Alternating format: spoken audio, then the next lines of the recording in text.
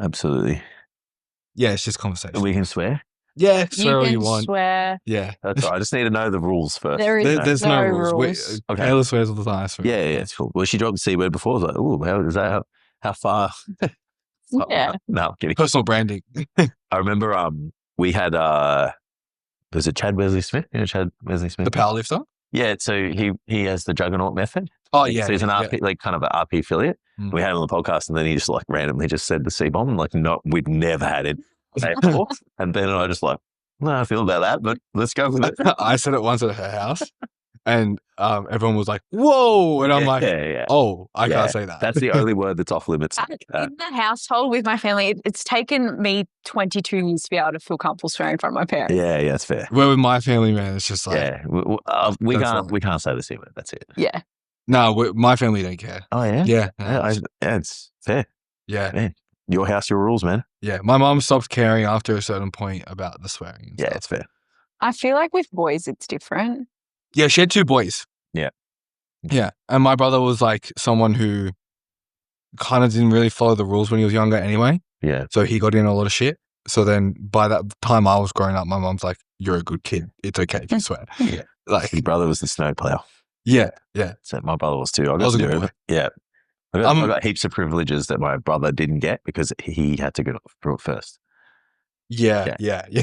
I'm the same. I'm my mama's boy. You know what? It's not even that. They're just tired by the time they get to you. They can't be fucked. Yeah, that's it. And they're like, I can't be fucked arguing. Like, just do whatever you It's like Kayla. She got probably all the hard shit first because you're the oldest, right? Yeah. But would you say your upbringing was hard? No, I was a good kid. I was just like, I just going to watch this or not. Yeah. I listened to a podcast episode the other day. Oh, really? Like, I listened to it on my way home from work. Best upbringing ever. Best mum ever. No, I was afraid of my dad and I'd go to mum for everything. And mum would be like, go for it, Kayla. Always ask mum first. Everyone's got that parent. Yeah. No, I'd always ask mum. My dad just wasn't around. It's just getting a bit. Yeah. Session now. Yeah, anyway, for anyone, I don't have the empathy to deal with it. This is about you. For anyone that doesn't know, this is Jason, our coach, the person we talk about a lot of the time. So talk so much shit about. Formally introduce yourself. Makes me uncomfortable and slightly privileged at the same time. The whole podcast is actually just about you. Okay, that's terrifying. It's not even. If you guys make it to the end, thank you. We don't actually call it the Hustle Unfiltered podcast. We actually call it the Jason. Day in the life of Jason. Yeah. There you go. Formally introduce yourself and give us like 30 seconds of who you are, what you do. All right. So my name is Jason Galea. I am a director and head coach at STC Fit. I have been a personal trainer and coach for 16 years now. I am a bodybuilding coach, transformation coach, a personal training mentor who helps other coaches get into the business and create a sustainable career. I am a hobby/bodybuilder myself. Love bodybuilding. I love my dog. I'm married to the most beautiful wife in the whole world. She has to listen to this now. Yeah. And like I'm in a very fortunate position to work with people like Jackson and Kayla and other people who are really dedicated with their training and stuff, and helping them get to the next level with their physique and their fitness. So that's a good intro. Yeah. You did well. Look, you've done it a few times tonight. You must have a podcast or something. Yeah. Do you have a podcast? A couple of times. I think I've done like 400 podcast episodes. With Just Fit? So it'd be 400 between STC Learn and STC. Have you gone on many podcasts? Yeah, like I know you went on Coaching Collective. I've done like roundtables, podcast guests. Yeah, like I don't know, maybe 5 to 10 times or something. Probably not as good as this one though. Absolutely not. It's definitely a lot comfier in here than being at someone's like. It's funny when you go to someone's house and like you're doing the podcast and you get tucked into this like little nook. And it's that would have been that. Yeah, it's like even when people come to like our studio, like it's literally a lounge room that we've turned into a studio. I liked that though. You guys have been. Yeah. You guys have been there. Yeah, it's cool. It's so conversational. Like we can literally do full Joe Rogan spec and just like be there for 4 hours. Put the tinfoil hat on. Smoking weed and getting fucked up. Talking about you. We haven't done that yet, but we've actually floated the idea of doing it. It's just not an episode would air. Yeah. I'm unchained. Like it's I'm 37 and unhinged. Like, and you're married, so you don't have to worry. To get to 55. Just give me like 5 to 10 more years with Kayla and I'll meet you there. Yeah. What do you mean? I want to come. Now we still got our boys trip to organize. It's on the cards. So I was thinking about that the other day, actually. Yeah, because I remember you messaged me about New Year's as well. So I was like, oh, maybe we're doing something. We'll see. We'll see. I just need to let's get to nationals, and then I'll get my life together next week. Yeah, well, actually, let's talk about that because last episode we recapped Kayla's Victoria show. Oh yeah. So I'd actually be curious to get your opinion on the first two shows and then just like this show that's coming up over the weekend. Yeah. Okay. Opinion is in just like on how it's gone from a coach's perspective. Yeah. So Queensland, I think it's important to understand when you have 3 shows in a small amount of time and you've got a person who is doing this for the first time, you really do have to kind of play the game of like, I've got to bring this person in and pick this person and, extend this, we'll call it controlled suffering, knowing that this weekend is coming. So kind of where you put the person for the first show and where you're going to have the person in the last show is not the same.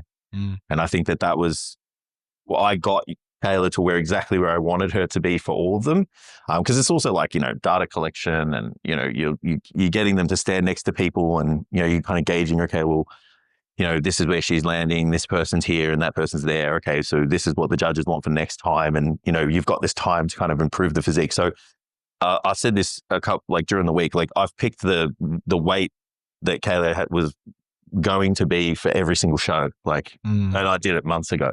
Yeah. And it's obviously partially because we've worked together and literally can, just know how somebody responds. But it's also like I couldn't have gotten Kayla to where she is now at the first show. Because the next the next 4 weeks would have been death. So for you to want to do this again, I've got to make what was it like 2 weeks ago? You were like, I feel like I'm in prep now. Yeah. And I'm like, cool. That's exactly what we wanted, is to feel this like, hard, tough, kind of road ahead of us for only a couple of weeks. So the prep itself's been really great. And then I guess the reason the shows have been so positive is because the preparation's been there. So the posing's been locked in. We've obviously worked together for a really long time, so we know, kind of how to communicate and, what needs to be said and, sharing everything that's necessary. And then it was just literally going up there and just having a look and seeing where we're at. And because we can pivot, she just understands what needs to be done.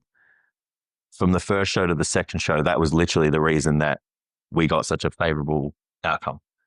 Yeah. Is because I had an idea of what I thought, and then we had a discussion about it already, and she was already ready to deploy that strategy.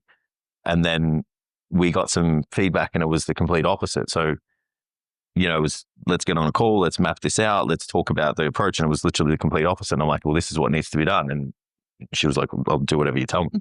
And then when we talk about Victoria, I was like, it's when you've seen so many people come out on that stage, you know what perfect looks like. And when the light hit and she stood out there and it's the hair, it's the makeup, it's the tan, it's the leanness, the fullness, like everything in the walk and the confidence, I was like, this can't be beaten. Even just for us, like I'm not talking about everyone else. So yeah, like we nailed it, and the day itself was perfect. And, the result was a direct reflection of, what she deserved. How does it feel hearing that? I feel very I'm receiving right now, receiving all the compliments. We're really working on receiving. Not just brushing it off. I'm like, okay, this is good. Yeah. And I feel like you should do that because there's just not many people, like I've been coaching people for like 16 years. There's just not many times where I can have a conversation like that and deploy a protocol that extreme and someone just go, yeah, and then do it and then have that outcome kind of happen. And you already knew, like going into it, that the first show was a tester, the second show. Yeah, we had that conversation where it's like, have fun. This is going to be data collection. Like, regardless, for me, even on that first show, was like the win is getting on the stage and enjoying myself. It's like, I want to make sure unlike myself. First show, didn't win, pissed off. I will never leave my mind. But no, it's cool. Yeah, no, don't get me wrong. Like I was obviously still, even on your first show, me like most competitive person. Like if I win this, like that's a I'm looking around. I was like looking around, like we got her. What do you mean? Him and I were giving each other looks like, we're like, and then that very impressive woman was just sleeping, and then just got up, and I was, oh, for fuck's sake. What? Like this monster, very impressive. She was asleep the whole time. That's yeah. What did you come? Of course, it's the one girl who looks the most threatening. Unsuspecting. Yeah. I was like, that is, because like sometimes I'll have these stories that I'll say to people to manage their expectations, right? Because like people don't really get bodybuilding. It's a very it's still a small sport when you actually think about it, unless you're in. Yeah. And you think everybody knows about it. The general population know nothing. Yeah. Yeah. So usually when someone wants to compete for the first time, they're like, I want to win and this and that. I'm like, look, we can bring the best that we can bring, but there's always someone that'll just come out of the woodwork. And that was the fucking perfect example. And it's happened a lot of literally times. was just sleeping. Full like coffin vibes. All you saw was like her face. And then she just got up and took her fucking gown off. And I was like, oh, for fuck's sake. I was like, that's really impressive. You're like, I hope you're not doing wellness. Why do you have to have so much muscle? Yeah. Couldn't there be another show that you could have gone to today? Absolutely. Yeah. So, but yeah, that's just the way it goes. And but we've even seen it like in some of the IFBB shows where it's like, because the nationals are open to all of Asia as well. So we've seen you can come from anywhere. Men's physique. It's just like there has been like this, this guy from another country just comes in and is like, cool. Dubai, Singapore, Malaysia, they can go, they just need to do a local show and then they can compete anywhere and internationally. It's just like, you don't have any control over it. No, absolutely not. And we've obviously never spoken about results, never spoken about outcomes outside of bringing our best look. And even regardless of what happened in Melbourne, and no matter how internally confident I was on the day, I never said a word to her about it. And I was just like, you've worked as hard as you possibly can to get here. So just go out there now knowing you gave it everything you had. And that was it. That was that conversation we had backstage. It was just like, get after it and fucking have the best time ever, And then it was just... The cherry on top's the gold medal. Yeah, it was just fortunate. It was just really fortunate that work got rewarded the way that we would like. Because, if someone else... The thing that you got to be really careful of is like, if someone else comes, it doesn't discredit, and they, I guess, for a lack of a better term, just as impressive and maybe gets ahead of you. That doesn't discredit everything you just did. Yeah. Yeah. And that's what people forget, and people start to fall in the trap of, and you can't do that. It's just like this is what I looked like last week. Literally 7 days later, ridiculously different package, and it's like you just have to be like, fuck yeah, I did that. Yeah. And then it was a bonus that. We took the gold medals and took the overall and all of that, which is, an amazing achievement, especially in your first season. It's like last night we spoke and she was like, have I done enough? And I'm like, yeah, but I want you guys to think that, but I need you to also a little bit just chill the fuck out. Yeah. Well, I said, listen, good athletes are always going to say that. Though. I said, you've gotten the feedback, you've followed the protocols. I was like, you have done what has been asked of you. Yeah. So it's on me now. Because you've done what you've been asked of. So now I can't gaslight you after this and be like, well, you didn't get the outcome because of you. It's on me. You did everything wrong, Kayla. It's on me. Yeah, I'll sit here and happily say that. Like I did everything because you've done everything that's asked of you. So now it's like, well, if you didn't land where you needed to land, that's on me. But that's not an option. So because it's not how we work. Yeah. I'm always going to get you guys there. Failure is not an option. Yeah. And you're with us till the day you die. Yeah. A question I had is, and this could be a dieting or bodybuilding prep, but what is the most important factors to someone's success, either in a prep or in a diet? Or like changing their physique, you're talking about? Yeah, or anything. Yeah. I would say putting the effort into making the pursuit part of your lifestyle. Like you can't force habits that aren't going to stick. So, I get up every day and go to the gym, and then I'll walk my dog and then I'll go to work. And it's like, I made the most progress when I decided to cultivate my day like that. So other people obviously aren't going to be able to start their day like that. And that's totally fine. But they still have to look at their day and go, okay, well, if I want to be leaner, bigger, stronger, or a combination of all those things, there's a version of me that does that already. And what do they do living this life right now? Because that person that's bigger, stronger, leaner still has the same job, still has the same family, still has the same commitments. They've just added those other things in. And it's like, well, what does that look like? Because the rest of the stuff means nothing. Like, it doesn't matter how many calories you have, how much protein you got, how much volume's in a program, what your split looks like, and how hard you train. If you can't fucking do it every day, it's absolutely useless. So I know it's like super cliche, but part of my job is holding you guys to a standard, and then you guys knowing well, that standard's normal now. And so then I don't have to hold you to that standard anymore because it's just normal. And then it's like when you need to take that next leap, I'm like, hey, this is the next level. And that's the day-to-day stuff. That's why there's food in the fridge right now to, make sure that you don't go without. It's why, you've done X amount of steps today. It's why we're going to go for a walk after this. Like, that stuff's not an accident. It's something that's ingrained into you, every day. Yeah, I like it. The other one I had was, what are your client red flags? My client red flags. If someone, for me, just with the caliber of client I get the most out of, if you've been on and off training before you maybe like submit an inquiry or something, like I'm probably not the person for you, just because of the people I work with. Like, they're already kind of committed to the gym. They're just like, there's just a standard that they're not meeting, and there's things that they're missing, and it's just not harmoniously kind of ticking. Like, these people are already motivated to get to the gym and, just missing the mark with other things. So that would be one. Red flags. Do you think on that though, that, because there was a point where you would have taken that person, right? Absolutely. Yeah. Absolutely. So I'm not saying that that's a red flag for every coach. It's just like, there's things that person needs that I'm not the best person for anymore.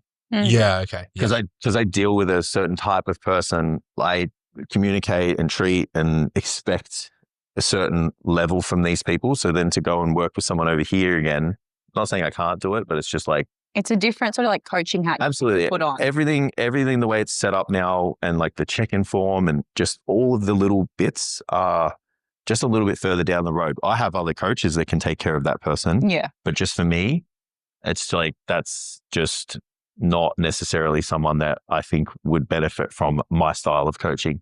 So I know that's not a blanket thing to throw across everyone. Because I know like some people might, not some people, but like, even for myself, it's like, if I was to say that, I'm like, they're not a good coach because I can't handle that person. No, absolutely. And that's fair to ask that. I think one that other people probably wouldn't necessarily identify is people who hop coaches. So if I speak to someone and they're like, yeah, I've worked with like, 4 or 5 different people. And then they'll openly kind of like just talk, I guess, in a negative fashion about their experience. I'm like, it's like, sometimes I'm like, if you've had 4 or 5 and you're talking negative about it, it's kind of like 2 sides to every story. So I'm always a bit quiche about taking that person on, I guess. I mean, I still do it, and like, I'll never be in a position where I like, saying, sorry, you've had too many coaches. Start to engage with the negativity, but I just like kind of just prick my ear up a tiny bit. It's something you'll be cautious of. Yeah, absolutely. And see if there's like a pattern of like, especially is it the coach, or is there a 100%. Because I'm like, it takes 2 to tango. So you can't sit there and be like, this is the 5th person that I've worked with, and I'm still trying to pursue the same goal, right? So let's just say that. And if it's in a short time frame. Absolutely. Yeah. I'm like, it's always just like something to consider. It's like following a program for a week, being, didn't do anything, so I'm going to change my program. It's like, yeah. Maybe Absolutely. you need a bit more time. How many clients have you had? So how many coaches have you had, Kayla? I've had 4. Yeah. 4 over the time you've been training is fine. Yeah. But it's like hopping quickly. I just think it's, a little bit of something to. You're my 4th. Yeah, he's the 4th. I'm the 4th. The lucky number 4. Till the day we die. I'm just a coach whore. 4th and last. 4 times the charm. Yeah, well, my first one was in CrossFit, so that doesn't really count. Yeah, it's fair. Yeah. But other red flags, I'm not sure. Like, it'd be just like a vibe thing for me. Like, I feel like you need to be able to gel well with your clients. Like, absolutely. if you have a good relationship with your client, like that's going to be successful. 100%. It's all you it's see all it. feel. You see it like when you know that the conversation is stale between someone, you're just like you're not sticking. Yeah, like you're trying to give and that you're just not getting anything back. And it's like, ugh. Yeah. Whereas like if you can throw a little maybe joke in there or like, you know, and then you can also be like, you need to listen to me. That's when there's a good coach-client relationship. When my clients start saying slay back, I'm like, we're on the same page. yeah. I think you need to get along, but they need to respect you. 100%. Yeah. I think that you need to know when to push that sort of friendship. And you need to get that feeling. You need to get that feeling, and then look, sometimes you just don't gel, like communication, energy, whatever. So I've got a really good one because we talk a lot about this as well. But how many times have you like sort of been in your coaching career where you thought you weren't good enough as someone who goes to the gym, like as an athlete yourself or as a someone? Jesus. Because I feel like this is something we all the deal time with a lot. Yeah. So I made the. When I was younger, again, it's like that ignorance thing, right? You know, I was talking to you about it before. Yeah. Like if I was 10 years younger, like I don't know if I would be where I am now because I have the ability to compare myself with everyone. I feel like that would have just pissed me off and got me down in the dumps. Where when I was younger, we didn't have social media. So I didn't know if someone was making more money than me or was bigger than I was or, you know, was making moves that I wanted to and, you know, 5 times the speed. So I was just like, we're just getting after it and just fucking, you know, working on ourselves. And then I was really fortunate to kind of get into a network of people who were, you know, smart, driven, you know, but were exceptionally good athletes. Like you're talking like the top 0.1 percentile of people, like just genetically gifted, huge humans. Genetically gifted and work hard. Yeah. So like I'm talking like strong, you know, as strong as you, like just literally the definition of like a superhero. Like you just look at, you're like, fuck. So you go train with these people, they're lifting 3 times what you weigh, like you're lifting, and they eat 3 times the amount of food and they make 3 times the amount of progress. So then I was just like, well, fuck, like, you know, if I don't look like this guy, if I don't have this, what's the point? So there was a period where I just kind of like was like, well, it's not worth it. It's not worth the pursuit if I'm not going to get that. And then I just got like, you know, a little bit pissed off and sad, if I'm being super honest, like, you know, just a little bit undriven. And that was before I started working with you guys. And then it was really cool. Like I got a bunch of really good clients and it was all talk about bodybuilding again and all of that. And I was like, it just kind of hooked me back in. And I was just like, okay, it's time to get back into it and focus on me. You know, because I remember you expressing some gratitude at some point. Yeah, just being like, 100%. Thank you. Sometimes you just need to get yourself back into a circle that's, you know, kind of more where you're at, and then obviously like channel your focus too, right? So I'm like, I've never done that ever before. So I'm like, why did I let myself fall into that trap? You know, it's like I don't need to be this super genetically gifted person. I need to just work on the things that I want to work on. And so I just kind of lost my way a little bit. So I think it's pretty normal though. Like it's probably easy to do now, especially because you can just pick up your phone and you're like, oh, there's 400 genetically gifted people that I'm never going to look like. Yeah. And that can get some people down and shit, you know. You've done a really good job with this prep of not doing that. Yeah. Like you have to do that when you're a prep. Even in the past, like that was something at the start of my own fitness journey. Like I would look up to all these different people and it's like, I wasn't looking at it for inspiration. I was like, oh, I'm shit.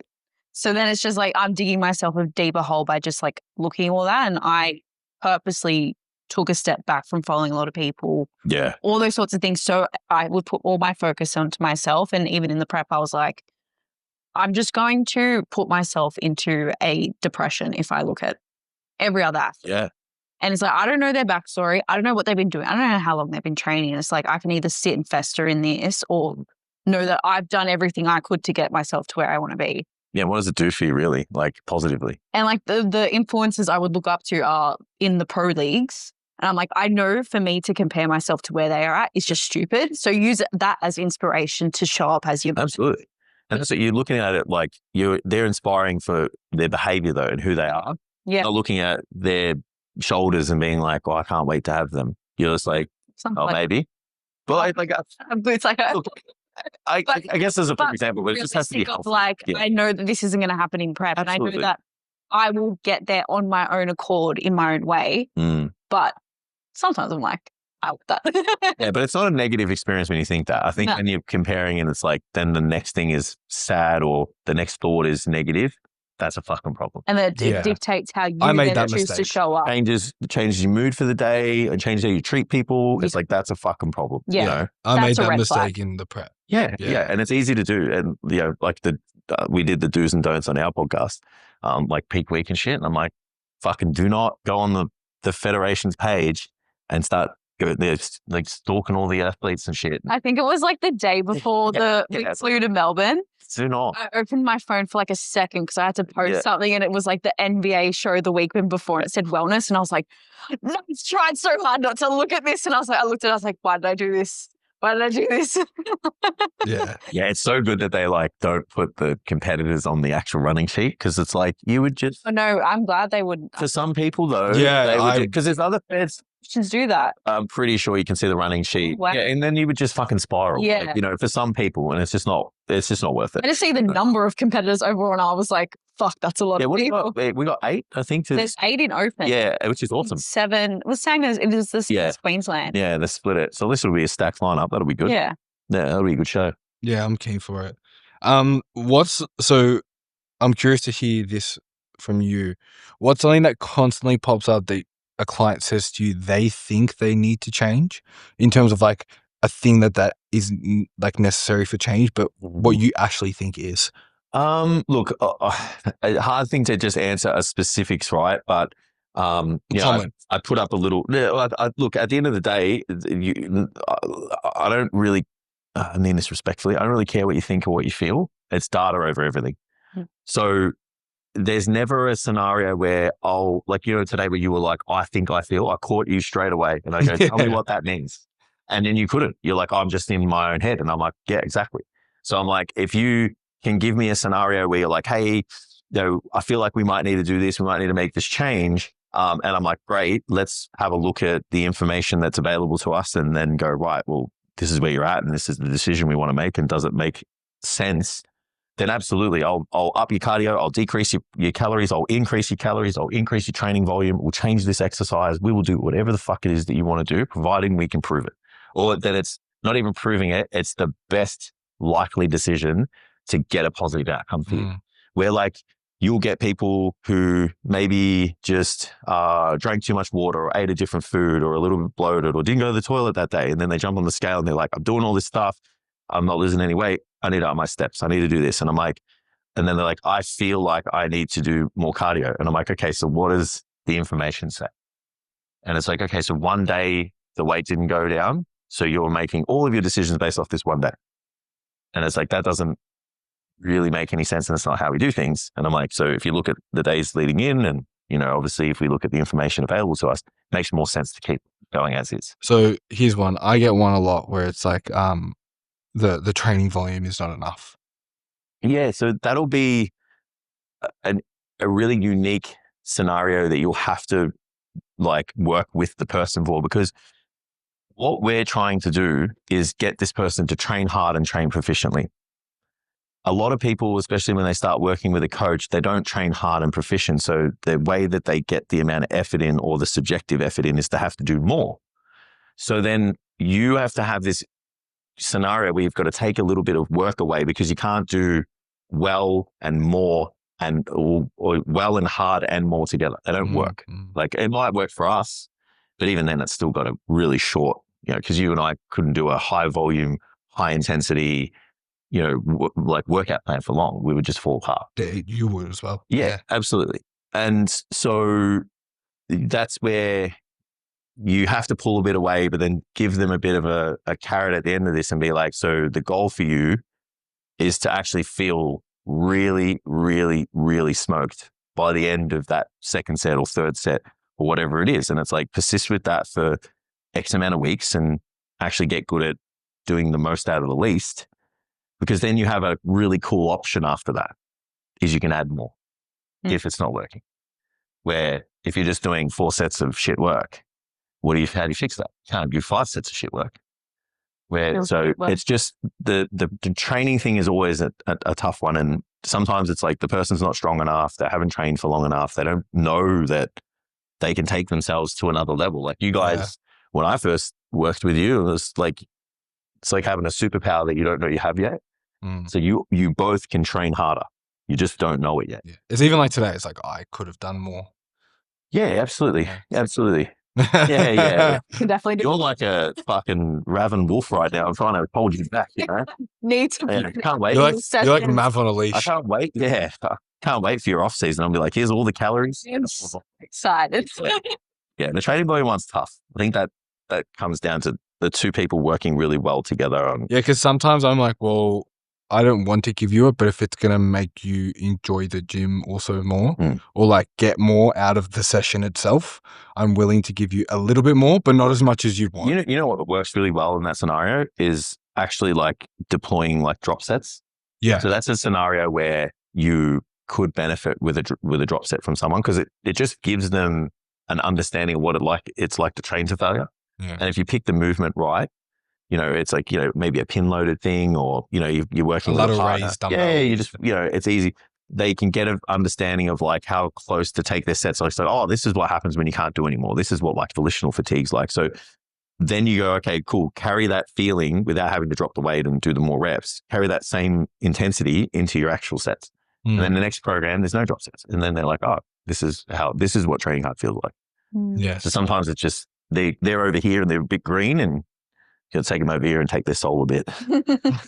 Then they take their own every time they go to the gym. And they're like, I'm making progress. At my knee, and I have to fill my guts up and fill it. For context, Jason threw up after training. Yeah, because I train harder than him. I was in a really bad way. There's not a fucking chance that is why that happened. I'm going to kill you tomorrow. I'm okay with that. I'm okay with you guys taking the mantle. I can't hold it for too much longer. I don't think my body can take it. What's one hill you'll die on forever? One hill I will even die if it's on. unpopular. Like, what's an opinion on nutrition, training? This is tough, man. One hill I will die on. I don't know, maybe like the kilocalorie, like 20 kilo per calorie type thing. The one hill I will. It's not necessarily like a controversial thing, but the thing I will die on is that I still think there's a best practice for building a physique. And I think it comes from, you know, kind of big, heavy, compounded foundational exercises. And I think this like whole fucking science-based, you know, hyper isolation focused drive that's happening at the moment is just creating a generation of weak people. So the hill I will die on is that, you know, these quote unquote like hard fatiguing movements, if you actually get really good and really strong at them, you become a fatigue resistant person who's very strong. And it's not an accident that those people are usually really fucking big and strong or have a very, very impressive physique, like the two people that are right next to me. So that's the hill I'll die on, is that these movements that people are starting to say you can't do, it's like, bro, we've been doing them for fucking 100 years. So when you say that, those movements, for anyone listening, it's like the deadlifts, the squats, the bent over rows, you know, anything free weighted that's like heavy and hard, you know, picking things up off the ground, putting a weight on your back that could fucking kill you. Like, there's just something that it's mentally fortifying. It's physically fortifying.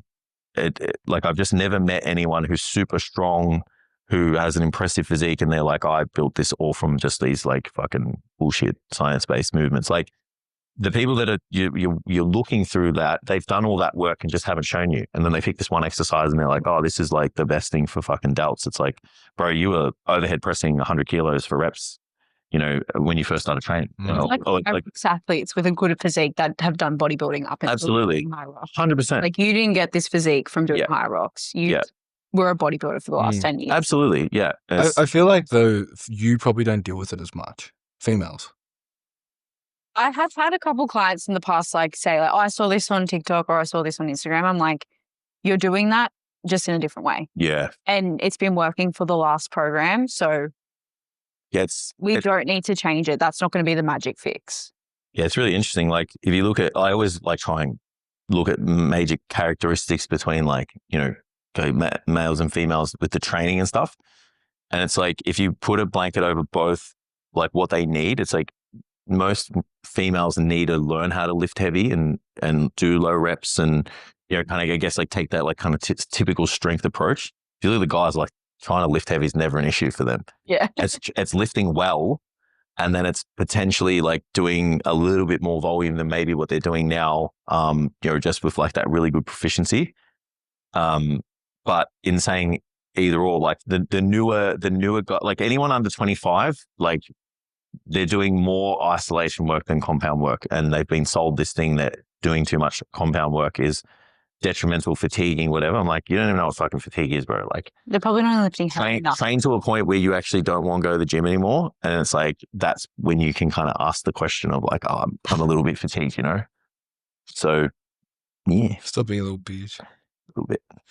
What's changed most in your coaching approach over the last few years? Changed most in my coaching approach. How I work with the person. So there'll become a point, and you guys are in it right now, where you need the hard skills and you need an understanding of physiology and you need to know like the fundamentals to programming and all of that shit, right? And there's new research that comes out and it kind of slightly helps formulate your current opinions and your method and just sharpens the tools. After that though, it's all about the person. It's all about getting you to trust everything that I say and every decision I make, that if I said to you, run through that fucking TV right now, that you would do it. Because I can give well, the wall's already broken. Because I can give you a reason to, maybe not run through the TV, but I can give you a reason to why that's going to be worthy for you. So no difference to, you go back like 2 weeks ago, I'm just like we got the feedback and Kayla needed to make some changes and we didn't have a lot of time. So I was just like, this is going to be the hardest thing you've ever done. But I promise you it's going to be worth it. And this is what I need to do. And she's just like, I'll do anything you tell me. That doesn't happen because we're just in that scenario. That's years of trust. That's years of communication. That's years of me, her and I going back and forth off each other and knowing that if I had said do this, it's got to be worth it. And that's like with my coaching, it's all about that. It's about giving you guys a little bit of rope when the time is right and you guys make decisions for yourselves. Again, like with the whole communication thing we've been talking about, sometimes like I want you guys to figure it out your fucking self. I don't want to have to baby you all the time. So if you ask me a question, I'm going to let you sit on it and then I'll answer, you know, or if you come to me with a problem, I'm going to let you sit on it for a bit and I'm not going to get back to you straight away because I'm going to see if you're going to sort it out yourself. Right. And then if there is a big fucking problem, I'm going to help you deal with it, you know? And I feel like that's when you look at, well, when you look at the best coaches in the world, right? So I always look at like outside of the exceptional understanding of like physiology and biomechanics and all of that, which just talked about the hard skills already. What is it that constantly allows these people to churn out result after result after result? And it is literally that these people trust this person so much that they are willing to do anything that comes out of their mouth. And that doesn't come from just writing good programs. It comes from being able to hang out, forge a good relationship, build trust, you know, have a bit of a laugh every now and then. And then every now and then I say, the fun's over. This is what we need to fucking do. Or if you're acting out, just call you out on it. Say you're not acting the way that you want to, you know, kind of move towards. So this is what's going to fucking change. Yeah, I very much like that. Who's your favorite client? Who's my favorite client? Should I get my tiara? I just asked that. In this house, or I don't want to cause a fight. I just asked that to see what your reaction would be. The one who's got the most gold medals in this house. So we can sleep in the bed together. I'll just sleep back to back, all right? What do you mean, bro? Just go back. I've got a storage case downstairs. That's where you're both going. No, I'm very lucky to have a very, very good group of people. So, yeah, don't get me wrong, there's probably a little bit of a hierarchy, but yeah, not going to never telling anyone who they are. Who he is. It's actually Mav. Yeah. If you weren't coaching, what would you be doing? Nothing. Honestly, there's no You're a bum. Like. I swear to God, I know I've said this in the past. A crazy dog man. I've answered this question in the past and I fucking lied. Yeah, I think you said once real estate or so I could go banking. Anything to do with like working with people, and obviously like, you know, I'll say selling something, but we're always selling something. You're selling your personality as a friendship. I'm selling personal training or coaching as a coach. Like we're always selling something. So like if I believed in a thing that I wanted someone else to have, I could fucking do it. Like the parallels across everything are easy, right? But there's nothing else. Like I swear to God, man, like as soon as I walked in the gym and I saw this guy and he was just like, I was like, do you do this for a job? And he was just like, yeah. That was it. My mind was made up. 16 years old. That's it.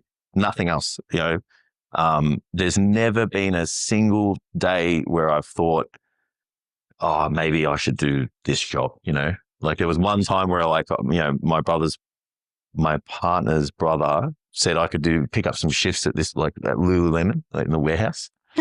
And I remember driving there and, in the car park, I was just like, man, if I walk through that fucking door, like it's over, man. Like I'm just going to pick up more shifts when the clients drop off and I'm just going to lean on this safety net, you know? So I went in there because I didn't have the guts to not go to the interview. And I literally answered every fucking question, the complete opposite that you would answer. So I wouldn't get the job. So she was just like, oh, so, you know, where do you see yourself, you know, in a couple of years time? I said, oh, you know, not in this place. Like, and I said, you know, my other job's more important. And then she's like, oh, can you be on your feet for long? And I was like, nah, I can't stand for more than an hour. Like I just said all this shit. And then she was just like, oh, okay, well, let me show you around. Did you get the job? No. Can you imagine you got the job? Walk away from this room, be like, and she gave me. No. So yeah, I've just never had a plan B. Yeah, I guess if you listen to the latest episode of that Modern Wisdom with McConaughey, like talks about like that ownership mindset and that renter's mindset. Like I've just never had a renter's mindset where I've borrowed a mentality or a decision making of someone who I didn't want to be and had like one foot out the door. Just always owned the fact that I'm going to be the best fucking coach I possibly can. So yeah, just. Did you have a moment like that where you were like, this is what I want to do? For coaching? Yeah. When I went to the gym, I was like, I know I'm going to make this my living one day. Yeah. It just took me some fucking time to get there. It took COVID for me to get there because I didn't want to study. But I was like, I knew when I started training, I was like, I know I'm going to do this for a living. Yeah. Like this is my place. Almost left it, but glad I didn't. And this you almost went back to. I almost went back to the airport. When was that? After COVID? That was after COVID. That was in 2022.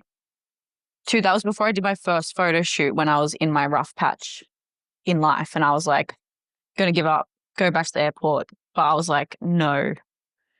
Got an opportunity that I could work at a gym I really wanted to. And that changed the whole trajectory there. Then you got me. Then I got you. Yeah. Then I got Jason. Then things plateaued. Then she got me. And now I got Tiara. So. Well, to be fair. The last 3 years have been pretty good for her. I've just been punching the whole time. But to be fair, I went to Europe and then she got you. Yeah. So. Oh, yeah. I started working with him with you in Europe. Yeah, we started working together, yeah. Yeah, because I was. about you on the check-in snap. Yeah. I was pushing her. I was driving his car. That was a good time. Yeah.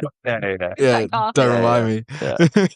I was pushing her to do it and she's like, I don't know. And you know what's funny? Because I was in the mindset of, am I like jumping ship too much with coaching? Because I had just finished up. I thought you were just like, fuck, what if I'm not with this bloke for the next 6 months? Yeah, it's like, oh, then you coaching my ex-boyfriend fucking thing. Yeah.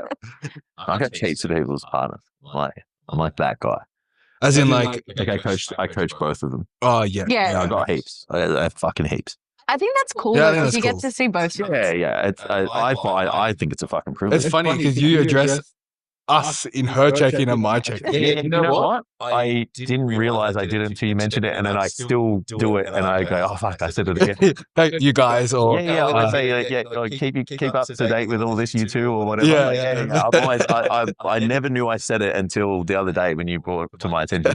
I'm still gonna do it. It's more noticeable when we've had like not being in prep, when we'd have like a dinner out or we've been away, and you're like, I know what you guys doing. Yeah, especially if I look at one check-in before the other, it's like I already know what you fucking did. Yeah, because like money. And if it doesn't add up, it's like, what the fuck were you doing? Hey, is everything all right? Like, you guys have been doing separate shit. It's like I went to dinner and she didn't. It's like, like, who did you do? Yeah. Wait, did you go to dinner? I'm like, wait, I didn't go to dinner. Who went to dinner? Yeah. Oh, I better be careful then. If it doesn't work, I'm all right. I just messaged you, Jason, about this. Hey. I actually went to do with the artist.